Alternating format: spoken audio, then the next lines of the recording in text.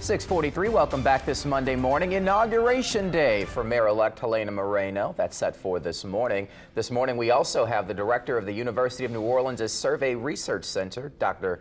Ed Chervenak, in to talk about this transition of power. Good morning to you, good sir. Good morning to you. Let's begin there with the transition of power. Last week, Mayor-elect Helena Moreno said that communication wasn't necessarily best with the outgoing administration. How important is that conversation? What are some of the specifics of those conversations, if in fact they are had?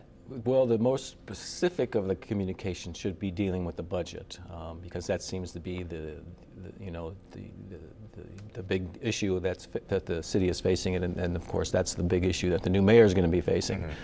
There hasn't been a whole lot of communication, and so that's important because we need to make a smooth transition from one regime to another. We want this transfer of power to go smoothly, and if they're not talking and if they're not communicating, it makes it much more difficult, so that she won't learn about what's going on in City Hall until she actually gets to the second floor of the mayor's office. And that's something that she has said in her conversations with reporters over the past few weeks. Also something we've seen in learning more about this $220 million budget deficit, which caught some people off guard. Depending on who you talk to, there are questions as to whether people did know about it in the administration, also the council. We'll leave that on the side for the moment and just look at the responsibility that's here.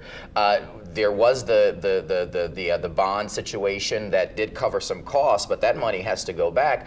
Where are your thoughts as far as the finances for the city are concerned, and Helena Moreno, in terms of what she hopes to get done? Well, you know, she's entering a period of austerity. If you know you're basically your costs, to put it lightly, you know, your costs are outpacing your revenue by over $200 million. That means there's going to be some hard choices. That means there's going to be some layoffs. There's going to be, you know, program cutbacks, furloughs. These are not popular decisions, but you know, these aren't normal circumstances either. But she does have some resources at her disposal. Certainly she has the political capital that she's earned. People are very optimistic about her coming in, so she can use that capital. She built up some political capital as basically becoming the de facto mayor after being elected, and going up to Baton Rouge and convincing the Revenue Board to allow the city to borrow $125 million, and also talked the governor down from placing the city into state receivership. Right, I was going to talk about that because there were conversations about state receivership and having control over the city's finances until Mayor-elect Moreno intervened, and that meeting was then held in Baton Rouge. Do you have any idea of the regard for which the governor holds Moreno, and what that could mean in terms of their working relationship? You know, the governor's not afraid to interfere and intervene in New Orleans politics. He doesn't bite his tongue. You know, but they seem to have a pretty good working relationship. You know, she did spend 8 years in the state legislature, and so she's familiar with Baton Rouge. She's a very good communicator. I think it's one of her strengths is her ability to work with other people and communicate with them. So I think that she has actually pretty good relationship in that. It's going to be less adversarial probably than it was between Landry and Cantrell. Well, Moreno's coming in very popular, winning some 55% of the vote when she was elected in the primary. But listen, Cantrell got over 60% when she was elected, so she came in very popular here. So what do we make of the popularity that Moreno has, and does history, it is past prologue? Well, basically, she will have about a 3 to 6 month honeymoon period. That this is the period of time when, after taking office, that public, the media, and even her political opponents, tend to give the administration extra goodwill. So there's this grace period where voters will see, you know, whether the new mayor can deliver on some of her promises. And I want to ask you real quick as we do wrap here, one of the biggest challenges is people leaving New Orleans. The latest data showing that the city has lost some 40,000 residents since 2020.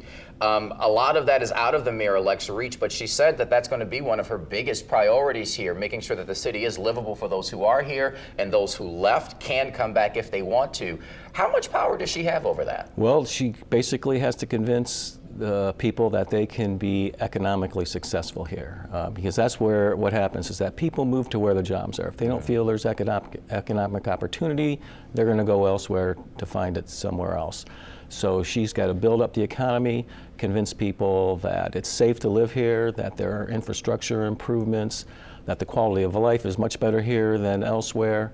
So she does have some things under her control. Certainly the market forces she doesn't have control over, but there are certain things that she can do, and that will be the measure of her success, if she can stem that population decline and actually see people move into the city and see an increase in population. We've got to wrap, we're over time here, but you've seen the ebbs and flows of this city for a long time now. Where do you think we stand in terms of the political climate and conversation and the road ahead for this new administration? Right now, all the conversations I've had are that people are very enthusiastic and very optimistic about the new administration. They feel that this is a reset, that we've had a kind of a disengaged mayor for several years, but now we're going to have a 24/7 mayor who's going to bring energy and urgency to the job.